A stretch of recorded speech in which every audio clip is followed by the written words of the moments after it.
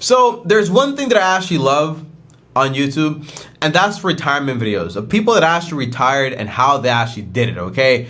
And one thing I learned by doing all this research and just entertainment, you know, because I really like it, the answer is I learned that different people, depending on the lifestyle they actually want to live, require vastly different amounts of money when it comes to retirement. I've seen videos where people need basically over $1 million, over 10 million, but some folks can do it with like less than 100K, less than 200K, less than 500K. It all really depends on exactly how you actually want to live and the type of lifestyle you actually want to entertain. And by the way, in most of those videos, surprisingly, a lot of those retirees, they still hold part-time jobs in some ways. And to me, that's always like, oh, so you retired, but you still kind of work and earn income. And then I was like, that's kind of weird. But then I realized, like, what do you do with all the free time? You're supposed to do something, okay? And if you're able to do something, at least you earn money by doing it. So, first of all, I want to say, if you're watching this video with the goal of saying, hey, Tommy, how do I save the 100K, retire, and never work again, go on vacation every month? The answer is, this video is not for you. Not at all. It's not an easy video whatsoever. It's more of a video of how do you work less than half of the time the average person works, and how can you retire and so much less than the average person and be able to actually get it done a lot faster. That is what this video is about. But if you want it like, hey, I don't want to ever work again and I want to go on vacation every weekend, this is not the video for you whatsoever. Maybe I'll make one about that, but this is not the one, okay? So I don't recommend this video. Now, as always, guys, do me a favor and actually like this video on top. Also, subscribe, hit the bell so you get notified. Now, here's the second thing I actually want to say, okay, guys? First of all, time. How long does this plan actually take to actually come to fulfillment? The answer is about 15 years, okay? Now, if that sounds like a lot to you and you want to get it done a lot faster, again, this video is not for you. Now, if you're still watching this video, you just survived two purges, the purge of the easy and the purge of the fast, because this is not either easy and it's also not fast. It takes time. But when you put things into perspective, it's a lot better than waiting, for example, 45 years to actually be able to retire, to do it in 15. By the way, whatever you can do in 15, you could probably do in 10, depending on the level of effort you actually want to put down. So it's all up to you and how much work you actually want to do. But the reason the plan takes 15 years or so, because there are a few things you actually need to get done, okay? This plan works only if you have, for example, no debt, and if you have, for example, at least 3 months of an emergency fund fully funded. So sometimes it takes a person 3 years or 5 years to be done with the debt side. Sometimes it takes a person like a year or 2 years to save for 3 months or 6 months worth of emergency. So those things take some time, and that's also a part of the 15-year plan overall. But now let's dive into the exact plan overall. Now, there are 3 big concepts here, and these are basically housing, your income, like your active income, and also passive income. All 3 are super important. Now, why is housing so important? Because for the most part, that's one of the largest expenses you're going to have on a monthly basis as far as just like living in this planet. Because we all need housing, shelter in some way. Unless you want to live in a van, again, this video is not for you, okay? I'm just not doing those van things or those mini houses. I'm doing a very boring video here about how to retire, right? That's what I like, okay? So overall, but you can apply it to that too, because it's also like you're able to do it too with a tiny house or with a van, but it's not the type of lifestyle I would personally want to live. Now, here's the first part, okay? Housing.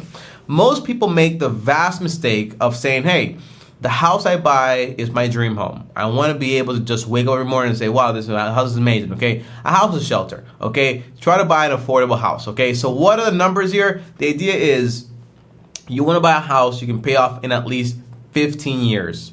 How do you do that? You limit the home price, okay? That's the idea. And you also get a mortgage on a 15-year mortgage, okay? So here are some little things that actually help you a lot. Buy a home on a 15-year mortgage where the payment is no more than 33% of your monthly income, the overall payment for this home. That means the mortgage includes capital and interest payments, obviously, the insurance, the taxes, and also lastly, the maintenance. All those things together cannot be more than 30% of your monthly income. This way, you still have a lot more income to actually play around with and to do all the other parts of this video or this plan we actually need to do, okay? But this way, when you buy a home, you're able to pay it off faster than anyone else, and you're able to actually own it faster, okay? That's the idea. But having, for example, I have my dream home. I wake up every day happy, but you're going to own it in 30 years, and you basically have a bondage on your income for the next 30 years. It's pretty crazy, all right? You don't want to be spending half your income on a mortgage. Not at all. Not at all. Now, second part here, which is basically passive income, okay? Now, I've opted personally for the stock market for my passive income because it's pretty simple, pretty effective, and overall, it's what basically works best in America. Because, you know, for the most part, in America, we have public funded companies, what the stock market is, okay? And us as normal people, we're able to put our money into these companies and have our capital work for us. That's pretty simple. So what do I invest my money into personally? Just into one investment, and that is the S&P 500. That is it. Nothing else. Those are the 500 largest companies in the US. So all the companies you know and love, like Coca-Cola, Apple, Tesla, the big companies out there, they're most likely going to be a part of those 500 largest companies. Now, that's basically like almost like 80% of the output of all the companies in the US. Now, the only way I lose money is if the US goes down, and at that point, nothing really matters. Kind of like, hey, I'm investing in a way that I lose only if my country loses. And at that point, nothing matters anyways, all right? At least like financially in that sense. So that's why I invest that way. Now, the plan would be very simple. Invest between 10 to 20% of your income every single time you get paid. You pick a number, whether it's 10, 15, or 20, or whatever number is for you, and you invest that money every single time you get paid. That's called dollar cost average. You do it over the long term, but this way you don't worry about market fluctuations. If the market is high, the market is low, because you buy all the time, so you get the average. That's why it's called dollar cost average. That is the basic concept, okay? Now, example. If you make $4,000 a month, you invest 10%, that's $400. And you do that, I think the math was for about 15 years at a 10.54% return, because that's been the average for the past 72 years of the S&P 500. You'll end up with about $167,000 after those 15 years. Again, it might now sound like a lot, but again, this is just one part of the plan. Don't forget the other thing I just told you. In those 15 years, yeah, you only have $167,000 invested, but you also have a paid off home because you also paid the home off in that time. So you have that home value plus your investments. And by the way, I would personally put that money into a Roth IRA. That's basically post-tax money. Money has already been taxed, you invest that money, and this way you don't have to pay taxes. It grows tax-free, but when you take it out, you're not paying any taxes, okay? That's the idea. But if your employer is giving you free money, take the free money, and whatever is left over, right, then you basically put that money into a Roth IRA. So if they say, Tommy, I'm going to give you $10 of free money in my company, well, I'm going to invest $10. With my other $20, I'm gonna put that other $20 into my Roth IRA. This way, I'm getting like both of best worlds: free money plus my investment to the Roth IRA to grow tax free. That is the idea. Now, that's the second part. But here's the third part. What about your active income? The idea is you want to maximize your active income. For some people, they will be willing to get another job. I personally would not, because again, I don't want to do too much too quickly. Because again, it's a 15-year plan. So if you're like working 2 jobs for 15 years, that's a lot of stress, all right? So you might end up on the 15-year stretch, or maybe even sooner, done and finished. You might be fine, or you might be not fine, all right? So it's just not worth it for me, okay? So I'd rather just go slow and steady. So maximize the amount of money you're able to earn. Get the best, highest paying job you can possibly get and work there, okay? Maximize your earning power. If you can do something on the side, great, but your income, your normal income is gonna be just fine. If you're making like at least over like $30,000, $40,000, you'll be just fine, all right? Now, by the way, when you're looking for homes, depending where you live, don't use the excuse of everything's so expensive, because it's obvious, okay? It depends where you're buying. So if things are too expensive in the Bronx, look in Connecticut or Pennsylvania. Look other places, okay? And consider actually moving, all right? That's also a possibility. Yes, you live there, you've been there for a long time, but consider the possibility of moving, living somewhere else that gives you maybe a commute, but you're actually able to afford a home there. You know, living somewhere and saying, hey, things are expensive here, I gotta go into massive mortgage, that's the reason. The answer is that's not an excuse, because there are other options in the overall market. So consider those things too. So what does this plan actually look like once it's actually completed, okay? What would your life actually look like? Now, by the way, this is where it does not seem that impressive for the average person, but if you understand what I'm saying, it's actually pretty good, okay? So overall, let's say it's been 15 years and you have, for example, $167,000 actually invested into your Roth IRA, and you also have a fully paid home where your only expenses are going to be taxes and insurance and maintenance every now and then, okay? But that's mostly it. But the big part, which is basically like interest and capital, you're no longer paying that. So your cost of living goes down by a lot, and that's a big deal. So what does it look like? Okay, so here's one thing.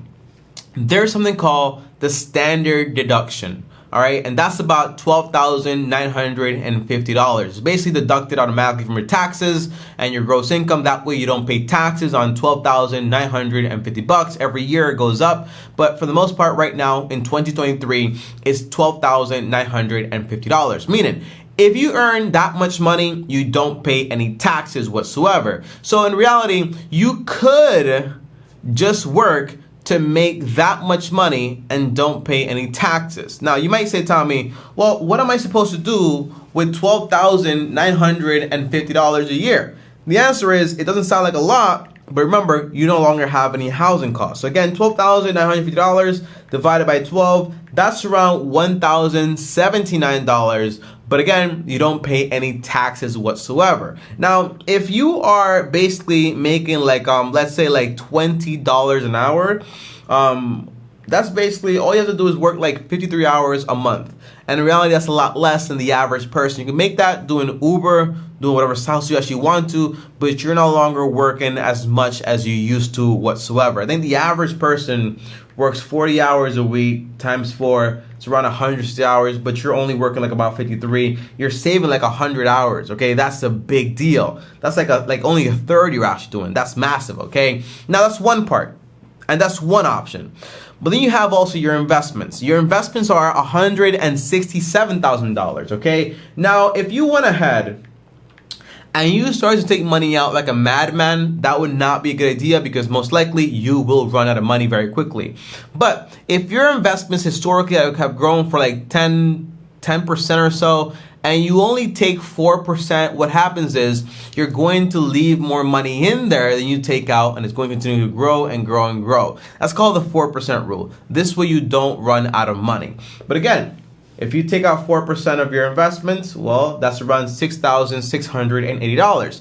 Now you have to pay taxes. The answer is no, dependent on your income, because this would be considered long-term capital gains. If you make less than $40,000, you pay 0% on capital gains. If you make more than that, you pay 15%. If you make past a certain point, you pay 20%. But for right now, you're only going to pay about 0%. So all this money is also going to be yours. So divided by 12, that's about $556 plus $1,080. That's going to be $1,636. That is your overall income, tax-free, without any issues. Now, that's the first plan, okay? That's the first option, okay? You're working a third of your time. You get paid from your investments. You work a little bit here and there. That's it, okay? Now, this much money has to last you every month. But again, what are you paying now?